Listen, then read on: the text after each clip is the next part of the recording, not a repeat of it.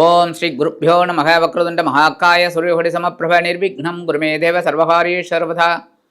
உலகமெங்கும் இருக்கும் நமது ஆன்மீகம் பிளஸ் சேனல் நேயர்கள் அனைவருக்கும் ஜோதிட குருஜியின் இனிய வணக்கங்கள், வாழ்த்துக்கள், ஆசீர்வாதங்கள். இந்த அருமையான காணொலியில் நம்ம பார்க்க போகிறது செவ்வாய் பகவானின் பெயர்ச்சி. சாதாரணமாகவே செவ்வாய் பகவான் ஒரு 40-45 நாள் ஒரு ராசியில் இருப்பார். அவரும் கிட்டத்தட்ட அப்படியே சூரியனோடே இணைந்து வருவார், அப்புறம் கொஞ்சம் தள்ளி போவார், அப்படியே போயிட்டே இருக்கும். அந்த வகையில் இந்த பூமிக்காரகன் மங்களக்காரகனே செவ்வாய் தான். ஆனால் நிறைய பேர் நல்ல நிகழ்ச்சிகள்லாம் செவ்வாய்க்கிழமை செய்ய மாட்டோம். செவ்வாயோ வெறும்பாயோன்னு சொல்லிட்டு நம்ம செய்ய மாட்டோம். ஆனால் இந்த பூமி நமக்கு வீடு கிடைக்கணுங்கிற பாக்கியம் செவ்வாய் பகவான் நல்ல நிலைமையில நம்ம ஜனனகால ஜாதகத்தில் இருந்தால் நமக்கு கண்டிப்பாக அந்த பூமி யோகம் உண்டாகும்.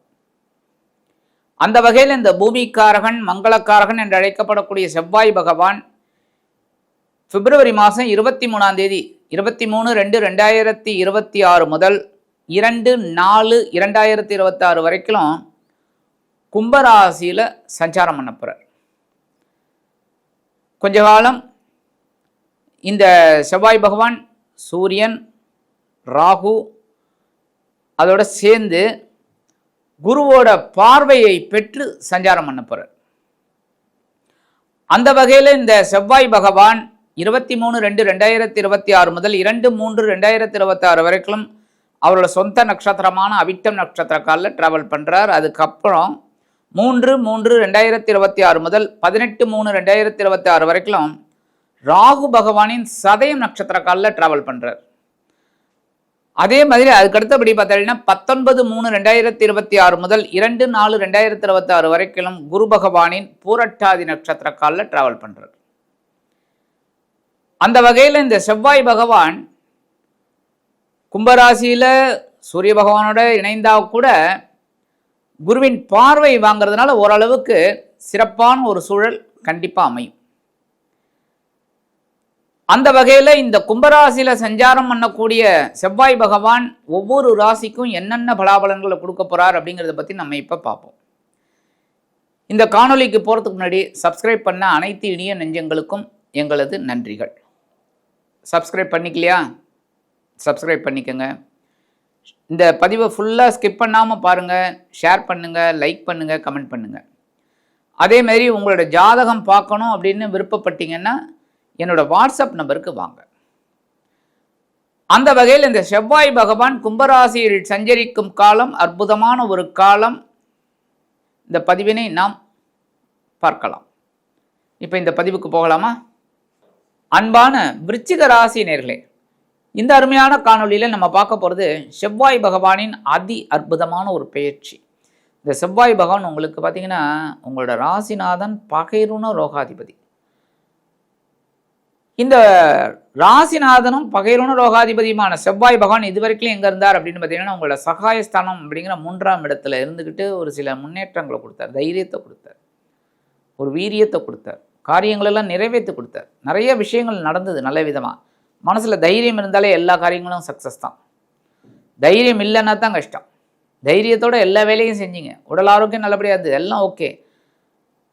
அண்ணன் தம்பியும் உங்களுக்கு ரொம்ப சப்போர்ட்டிவாக இருந்தாங்க, எல்லாம் நல்ல ஒரு முன்னேற்றம். அந்த வகையில் இப்போ இந்த செவ்வாய் பகவான் எங்கே வராருன்னா உங்களோட சுகஸ்தானம் அப்படிங்கிற 4ஆம் இடத்துக்கு வரார். கேந்திர பலம் 4ஆம் இடத்துக்கு வந்து ராகுவுடன் இணைகிறார். இதில் ஒரு பெரிய நன்மை என்னென்னா குரு 9ஆம் பார்வையாக பார்க்குறாரு. அதுதான் பெரிய ப்ளஸ் பாயிண்ட். சாதாரணமாக ஜனனகால ஜாதகத்தில் 4ஆம் இடத்துல இருந்த செவ்வாதோஷம், கோச்சாரத்தில் இருந்தால் அதெல்லாம் தோஷமே கிடையாது. உங்கள் லக்னத்துக்கு 4ஆம் இடத்துல இருக்கணும். சில பேர் ராசிலேருந்து கூட பார்ப்பாங்க, ஆனால் லக்னத்துலேருந்து தான் எப்போவுமே பார்க்கணும் உங்களுக்கு செவ்வாதோஷம் இருக்கா அப்படின்னு. ராசி அப்படிங்கிறது பொது, ஒவ்வொரு இதுக்கும் ஒவ்வொரு ராசி, அவ்வளோதான். அந்த வகையில் இந்த 4ஆம் இடத்திற்கு வரக்கூடிய செவ்வாய் பகவான் ராகுவுடன் இணைந்து சில அற்புதமான ஒரு முன்னேற்றத்தை கொடுப்பார். என்றாலும் உடல் ஆரோக்கியத்தில் கவனமாக இருக்கவும். அதேமாரி உறவினர்கள் இந்த நேரத்தில் உங்களுக்கு கொஞ்சம் சப்போர்ட்டிவாக இருப்பாங்க. வெளியூர் வெளிநாட்டு பயணங்கள் உங்களுக்கு அற்புதமாக கிடைக்கும். முக்கியமாக முதலே நான் சொல்லிட்டேன் பாருங்க, உடல் ஆரோக்கியத்தில் கவனமாக இருக்கணும். அதேமாரி உத்தியோகத்தில் இந்த நண்பர்கள் உங்கள் கூட வேலை பார்க்குறா பாருங்க, அந்த நண்பர்கள் மூலமாகவே பிரச்சனை வரும். நீங்கள் ரொம்ப நண்பர்கள் நம்புவீங்க, அந்த நண்பர்கள் தான் உங்களுக்கு எதிரியாக இருப்பாங்க. உங்களுக்கு தெரியாது, பிரச்சனை முத்தும்போது தான் தெரியும். அதனால தான் கவனமாக, எல்லா நண்பர்கள்ட்டையும் கவனமாக இருங்க, அவ்வளோதான். அதுமாரி அவங்களோட பர்சனல் மேட்டர்ஸு அந்த இதெல்லாம் அந்த புறஞ்சொல்கிறது அதெல்லாம் வேண்டாம். அடுத்தபடியாக இந்த நேரத்தில் சில பேருக்கு கடன் கொஞ்சம் அதிகமாகும். எப்படின்னா, ஒரு வீடு வாங்கணும், மனை வாங்கணும்னு திட்டம் போடுவீங்க, அதுக்கு கொஞ்சம் சொல்ப காசு குறையும், அது கடன் வாங்குற மாதிரி இருக்கும். பரவாயில்ல, ஒரு சொத்து வாங்குறதுக்கு தானே கடன் வாங்குறீங்க, அந்த மாதிரி தான் பரவாயில்ல. அனாவசியமான சொத்து வாங்கணும் அப்படின்னா அப்போ தான் அனாவசியமாக கடனை வாங்கி மாட்டிக்கப்படாது. அது கரெக்டாக இருக்கா, நம்ம வாங்கணுமா அப்படின்னு திட்டம் போட்டுக்கோங்க. அடுத்தபடியாக இந்த நேரத்தில் ஒரு பிரம்மாண்டமான ஒரு விஷயங்கள்லாம் நடக்கணுங்கிறதுக்காக சில வேலைகளை செய்வீங்க.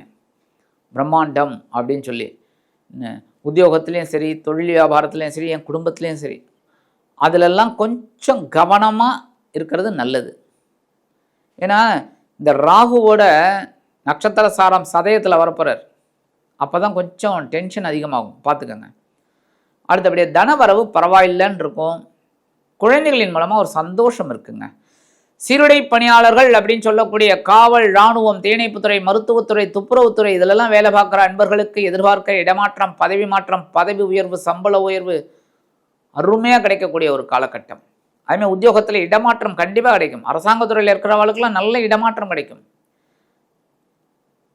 அதேமாரி இந்த அரசியல்வாதிகள், விருச்சிக ராசியை சேர்ந்த அரசியல்வாதிகளுக்கெல்லாம் பயணங்கள் உண்டாகும், நல்ல ஒரு பயணங்கள். அந்த பயணங்களின் மூலமாக மக்களின் நாடி துடிப்பை தெரிந்து கொள்வீர்கள். ஏன்னா எப்போவுமே போய் பார்த்தா தான் தெரியும்.